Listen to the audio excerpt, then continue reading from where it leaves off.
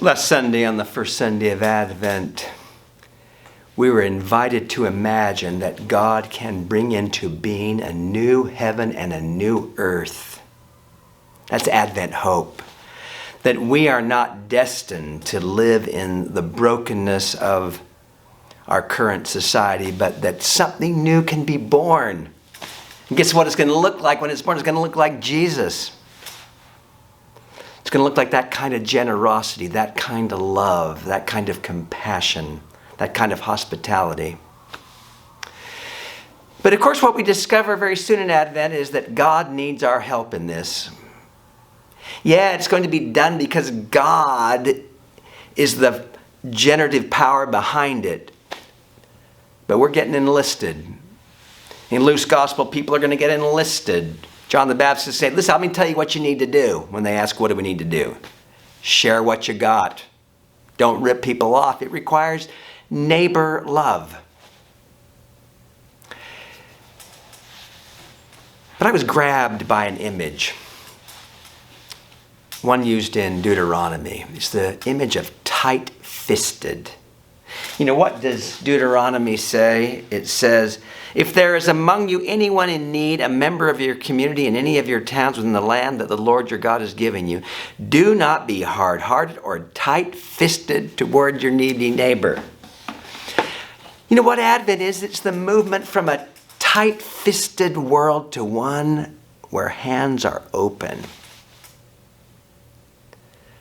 And what God's inviting us to do this Advent is to go from that need we have to hold on, whether it's to hold on to our financial resources, our time, and to open it up and give it away. You know, we do this in two ways in this community. We do it by joining together in ways that we give away our resources, right? We're going to have a big fundraiser for LOGAR during Advent and at Christmas. We're going to be inviting you to open your hand and share what you have so this extraordinary home and school in Tegucigalpa can be a sign of hope for that country.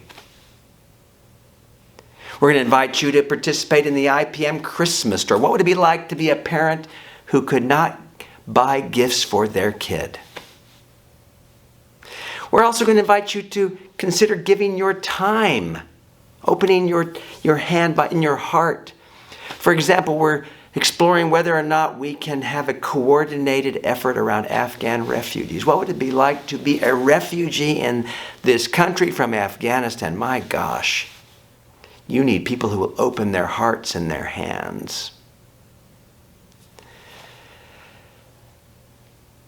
And the other way that we are invited this Advent, and not just this Advent, but of course throughout the year, is to be part of the political discourse in this country. Right now there is the potential of an important discourse going on about what will the shape of our economy look like, our social contract look like.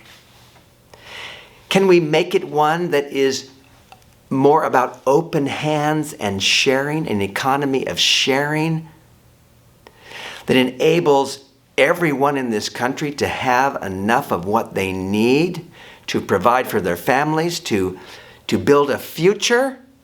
Or will it be tight-fisted? Will we say, well, I don't know if we could really do that. You know, pick yourself up by your bootstraps.